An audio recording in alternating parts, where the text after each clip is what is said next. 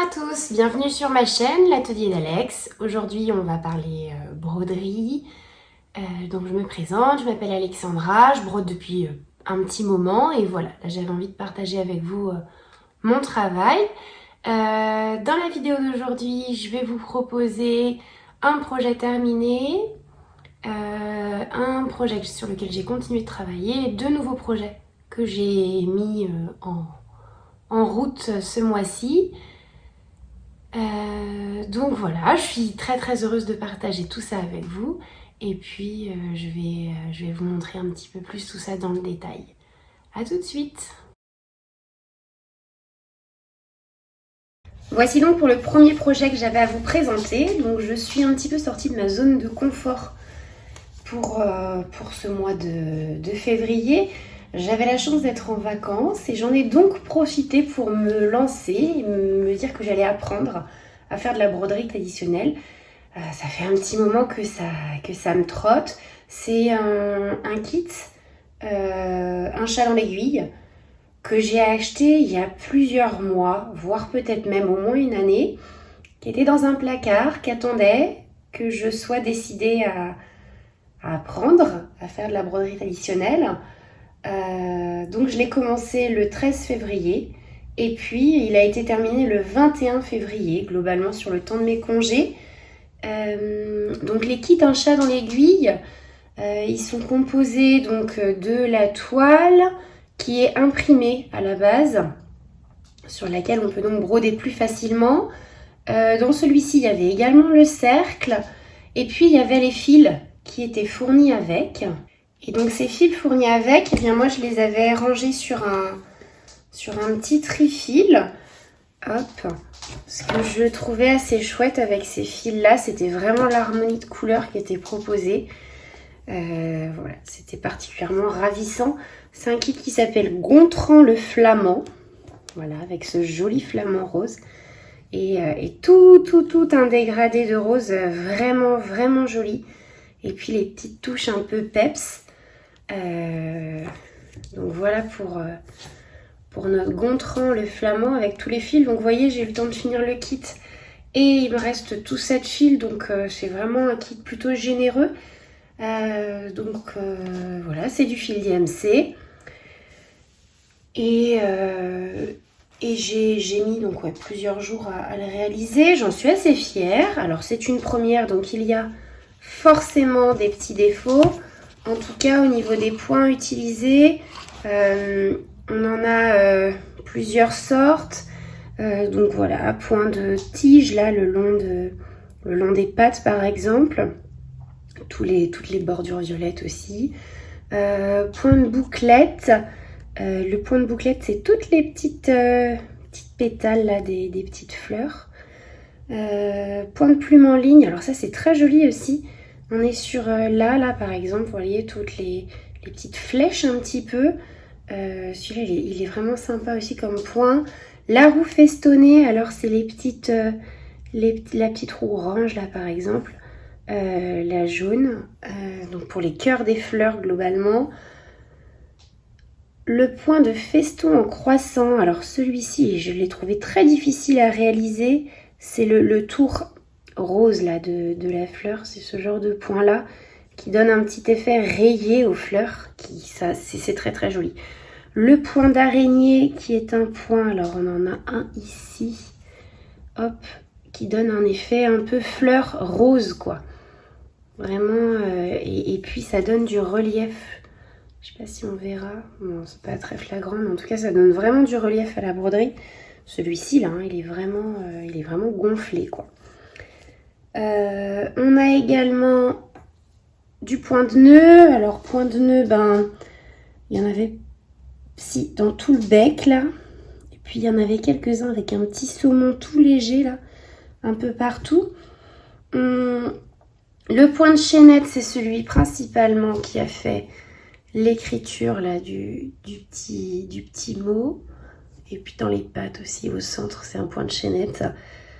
Le point de sable, bon globalement, je sais, c'est des petits points isolés. Hein. Point de sable, c'est ce qu'on a dans le cou ici là du flamand. Et puis petit point avant pour dessiner ici là, l'intérieur de la petite ligne, le saumon un petit peu plus foncé, petit pointillé quoi. Donc voilà, j'ai appris à faire 11 points de broderie traditionnelle différents, ce qui me rend plutôt fière parce que voilà, toutes ces choses-là, je ne savais pas les faire il y a un mois de ça. Donc c'est une belle réussite dont je suis très très heureuse. Et puis je trouve que le résultat final est quand même plutôt sympa. Donc la toile en fait, quand on la reçoit, elle est imprimée. C'était imprimé avec une encre qui s'en va quand on lave. Donc j'ai passé la broderie après dans l'eau plutôt tiède, enfin voilà, 30-40 degrés, pendant plusieurs heures. Et en fait, on voit bien comme que tous les traits s'en vont. Et c'est ce qui donne vraiment quelque chose de très fin et finalement très différent du point de croix. Là, je trouve qu'on a plus de légèreté, c'est plus aérien. Et le résultat me plaît vraiment beaucoup. Donc c'était un défi que je m'étais lancé à moi-même et dont je suis très fière. Je pense que je recommencerai. C'est vrai que là, voilà, c'est cette marque de broderie traditionnelle, un chat dans l'aiguille. Il y a aussi un truc génial, c'est qu'avec leur chaîne YouTube, il y a plein de tutos. Et ça, c'est hyper agréable parce que voilà, on prend le temps d'apprendre, on regarde comment ça marche. Il y a des tutos, je les ai regardés 3 fois, 4 fois. À chaque fois que ça revenait le motif, je re-regardais. Ah oui, c'est vrai, on fait comme ça. Et peut-être s'il y en a d'ailleurs, je devrais de nouveau regarder. Mais en tout cas, grosse fierté. Voilà, donc on va pouvoir passer au projet suivant. Voilà pour le projet suivant, donc un encours qui a déjà été commencé depuis quelques semaines, quelques mois maintenant. Donc c'est un projet de chez All Forest, l'île au trésor, qui est très très beau. Je l'ai commencé le 29 janvier. On est sur une toile de lin, Zweigart, Vintage Country Mocha, 14 fils. Je le brode en 2 fils à l'aiguille sur 2 fils de trame. On a une quinzaine de couleurs à peu près. Moi, je le travaille avec les fils les fils DMC justement, pas les fils All Forest. Et puis, sur les conseils entre guillemets de Laurent de la chaîne Les Croix Mousquetaires qui réalise aussi ce projet, j'ai ajouté quelques teintes dans les couleurs vertes parce que le fait que les fils All Forest, eux, soient nuancés, ça apportait un petit peu de relief sur les grosses zones de vert. Et il s'avère que comme moi je travaillais avec des couleurs pleines, ça pouvait avoir un effet un petit peu bloc. Donc ce que j'ai fait, c'est que j'ai sorti mon nuancier, puis je suis allée chercher voilà, la couleur un peu plus claire, la couleur un peu plus foncée du vert qui était proposé. Donc ce qui nous donne cette liste-là de couleurs. Et donc vous voyez, j'ai ajouté alors 754 parce que je trouve qu'en couleur peau, je préfère moi la 754 que la 758. Ça me convient mieux. Il y a trop de notes de rouge je trouve dans le 758. Et puis le 987 vert, donc c'est le vert qui serait le vert moyen pour moi, qui était celui qui était recommandé. Et donc j'en ai ajouté un légèrement plus clair et un légèrement plus foncé. Donc on a 200 points de large et 276 points de haut, donc c'est un joli morceau. J'essaierai de vous incruster l'étape à laquelle voilà, j'étais rendue au début du mois de février. Et puis à l'heure actuelle, début mars, nous y sommes. Dans mes souvenirs, j'avais juste, entre guillemets, fait tout le haut là. Donc j'ai bien avancé sur la descente. Comme c'est un projet qui à la base était proposé en salle, donc en fait il fonctionne par étapes, par petits motifs. Il y a une étape finalement qui proposait ce motif-là et son pendant ici, parce que globalement ça fonctionne assez symétriquement en termes de petits motifs. Sauf que comme mon cadre était placé ici, ce qu'on peut d'ailleurs voir, on voit encore les plis, je me suis dit que je partais sur l'étape qui était ici et puis je le déplacerai après. Le bateau, ça a été beaucoup de travail, il est vraiment vraiment gros. Je suis vraiment contente. Et puis, alors j'avais eu un petit souci de décalage. J'avais mal compté, j'avais celui-ci qui était décalé d'un point vers là. Je m'étais dit, oh, c'est pas bien grave. J'avais le soleil qui était fait. Et en fait, je m'étais pas aperçue que lui aussi était complètement décalé. Et quand il s'est agi de vouloir faire la petite ligne là, catastrophe, ça rentrait dans le soleil. Donc globalement, j'ai été bonne pour défaire tout ça et tout ça. Et tout rebroder derrière. Autant vous dire que là, ça a été un petit peu pénible hein, de vraiment voilà, tout défaire, tout refaire. Ça prend un petit temps quand même. Hein. Donc voilà. Alors après, c'est vrai que moi, L'île au trésor, c'est pas un livre que j'ai lu, donc je sais pas vraiment dire qui sont ces personnages, mais voilà, toute cette petite bande de pirates et de corsaires me plaisent vraiment beaucoup. Ils ont une bonne bouille. Alors, c'est des dessins assez simplistes, hein. On n'est pas vraiment dans le détail des visages, parce que déjà, en termes de nombre de points, il n'y a pas énorme, mais j'aime assez le résultat que ça propose. Vous voyez, même celui-ci qui a des sourcils finalement assez grossiers avec un point. À un moment, je me suis posé la question, je me suis dit, est-ce que je ferais pas plutôt un petit point arrière? Et en fait, j'aime bien, je trouve que ça lui donne un petit regard un peu sévère. Donc voilà, je suis très contente. J'ai fait une petite modif là dans la petite bouteille. Normalement, c'est écrit Rome, donc j'ai écrit Rome, mais je l'ai écrit entre guillemets en français, parce que c'était écrit en anglais, RUM, et je trouvais ça un peu dommage. Donc voilà, et puis toujours hein, pareil, là voilà, l'intérieur, normalement on écrit Treasure Island. Pour le moment, je ne l'ai pas écrit. Je me pose encore la question, est-ce que je l'écris en français, est-ce que je l'écris en anglais, est-ce que j'écris autre chose? On va se laisser le temps de réfléchir. Et puis voilà, petite bonne action du mois, j'ai ressorti la machine à coudre et j'ai fait un petit point tout le tour parce que voilà, on s'effilochait pas mal. Donc j'ai pas de surjeteuse moi, mais voilà, un espèce de point un peu zigzag là sur les côtés. En tout cas, très beau rendu. Je suis vraiment contente. Et puis, j'aime assez ces petits détails là, ces petits éléments voilà, qui viennent s'ajouter. Et donc, c'est là où on voit que voilà, le vert, ça c'est le vert proposé par All Forest. Là, j'ai pris la teinte un peu plus sombre pour l'espèce de petit monstre du Loch Ness. La teinte un peu plus claire pour les feuilles. Là, c'est la teinte classique. Là aussi. Et là, j'ai pris la teinte un peu plus foncée pour la bouteille.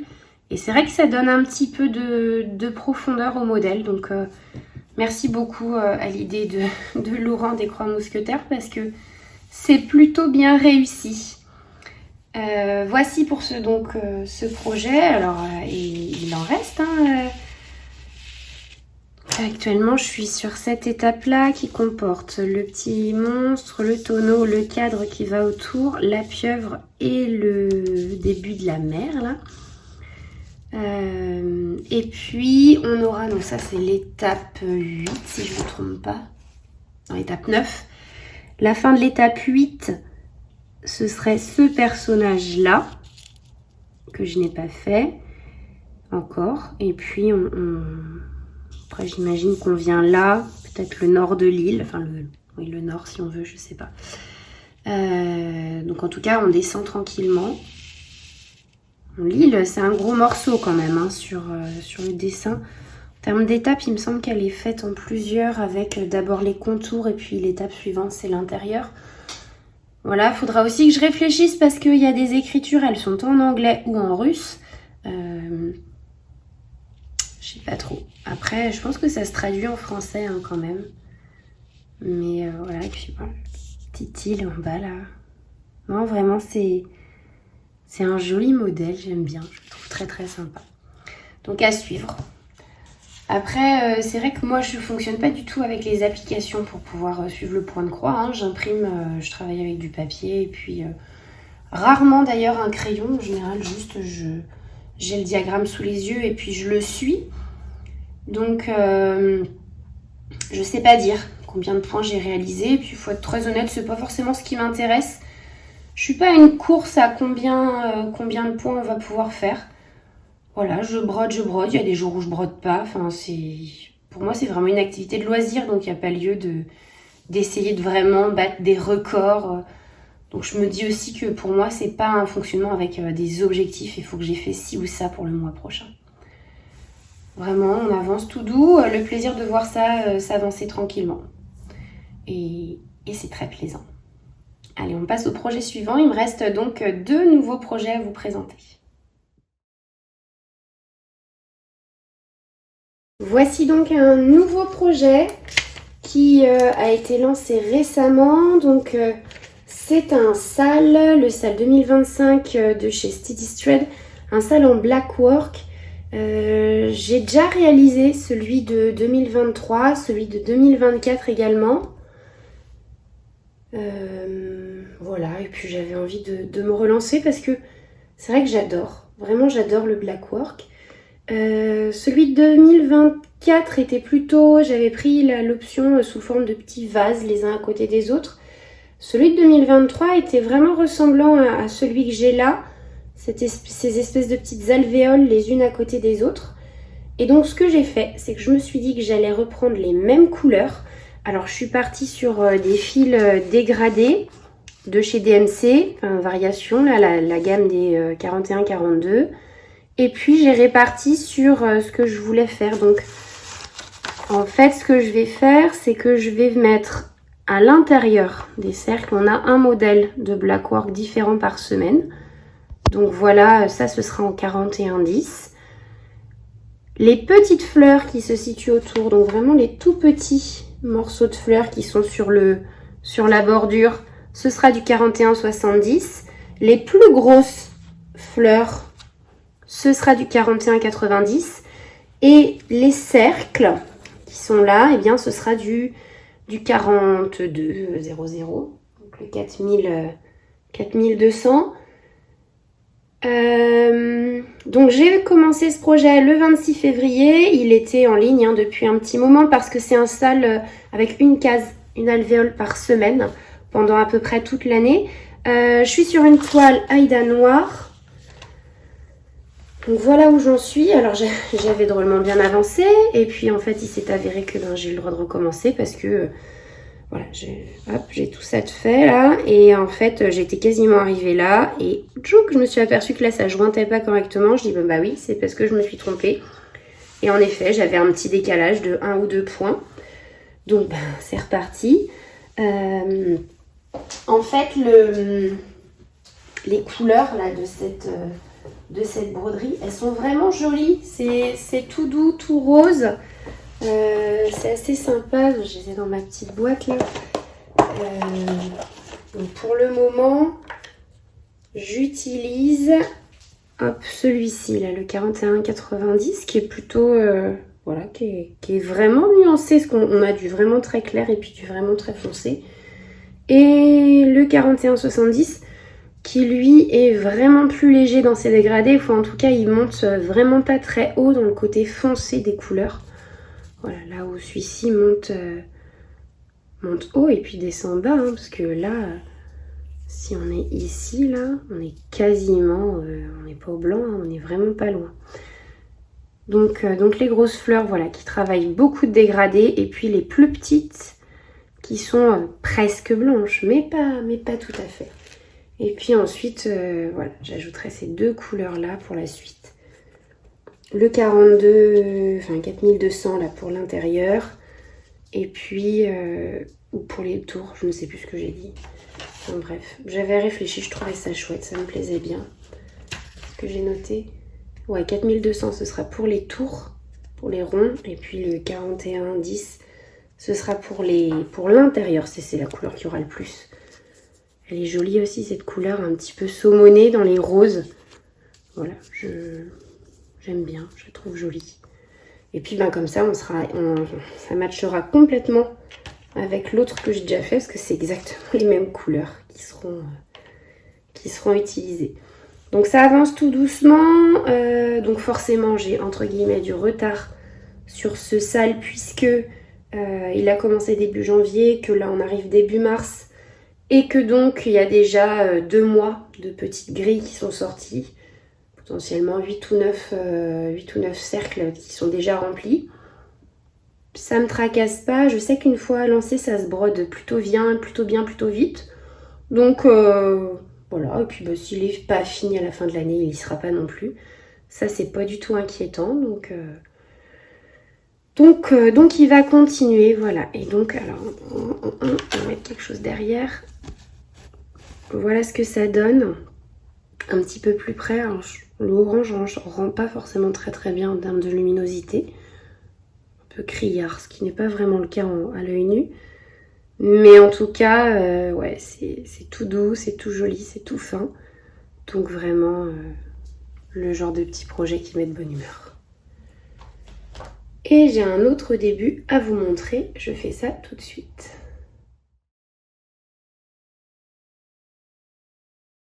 Sans grand suspense, avec encore un sale en black work. Vraiment, c'est quelque chose que j'aime beaucoup faire. Je trouve ça hyper apaisant. Une fois qu'on a compris comment était fait le motif, finalement, c'est vraiment assez routinier et c'est vraiment très agréable.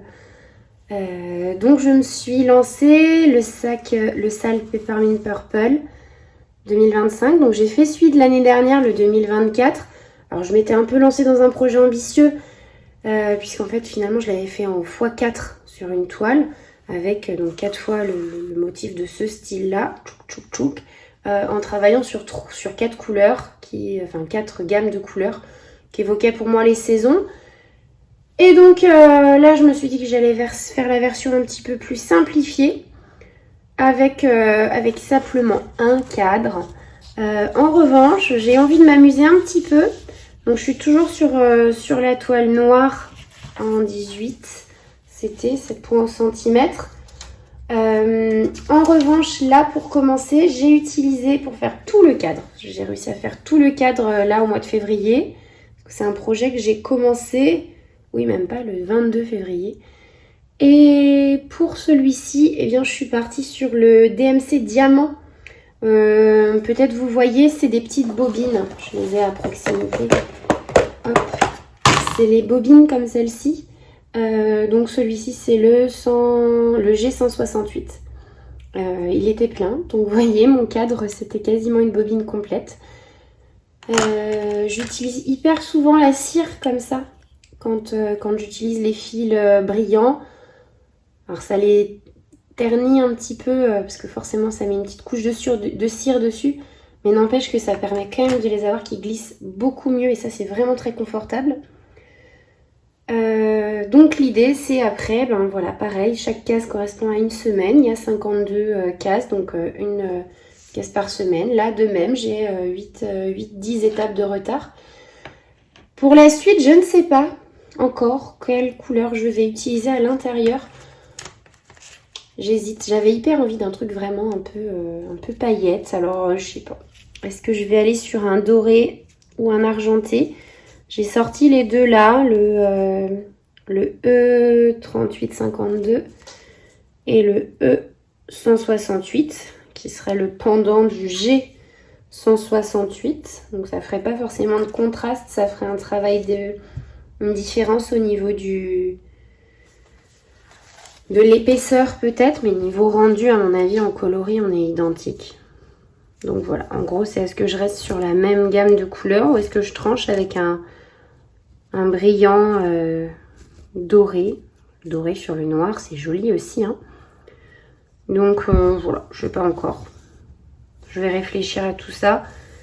Là, pour le moment, je vais le remettre en pause jusqu'à avoir fini de toute façon le cadre hein, de l'autre salle. Je commencerai les cases quand l'autre aura fini son cadre. Donc on va y aller tranquille, on va pas se tracasser. Mais ouais, je pense que ça va encore rendre pas mal. Il propose aussi là chez Peppermint Purple, alors là, placer l'organisation. Vous voyez là c'est la première semaine, deuxième semaine, troisième semaine, etc. Et puis on arrive jusqu'à 52 si je ne me trompe pas. Ouais, 49, 50. Ah oui, on aurait que 50 peut-être. C'est possible. Non, 51, 52, c'est ça. C'est un sale qui file toute l'année. Et puis il nous propose voilà, de compléter. Alors, je sais pas si non, je l'ai pas imprimé. Mais d'aller compléter en fait là le coin où pour le moment il n'y a rien. d'aller le compléter avec un petit motif. Je me suis gardé ça sous le coude, je ne sais pas. Bon, de toute façon, là, ça rentre pile poil dans mon cercle à broder. Donc, autant vous dire que là, ça va pas bouger, ça va rester comme ça. Et puis, si jamais je décide de faire un cadre, je ferai ça tout à la fin. Parce que là, mine de rien, d'avoir un cercle et de plus avoir à le bouger, ça reste aussi hyper confortable. Donc voilà pour ce projet avec des petits... je sais pas, des hésitations. On verra bien. On verra ce que je choisis de faire au moment voulu. Puis peut-être que je vais mettre juste du blanc. J'y ai pensé aussi. Voilà, juste du blanc avec voilà, côté doré puis intérieur blanc en mat. Je pense que ça peut rendre bien aussi. Hein. Et puis bah, toujours mes petits aimants aiguilles maison.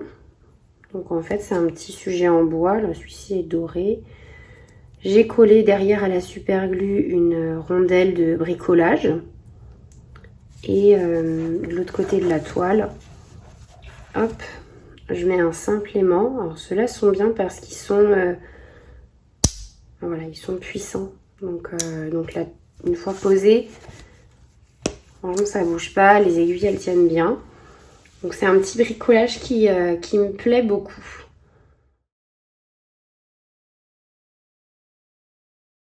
Voilà pour ce que j'avais à vous présenter. Je suis très heureuse d'avoir passé ce moment avec vous. Je vous remercie de m'avoir écouté. Je vous souhaite à tous une très, très agréable journée et je vous dis à bientôt. Au revoir!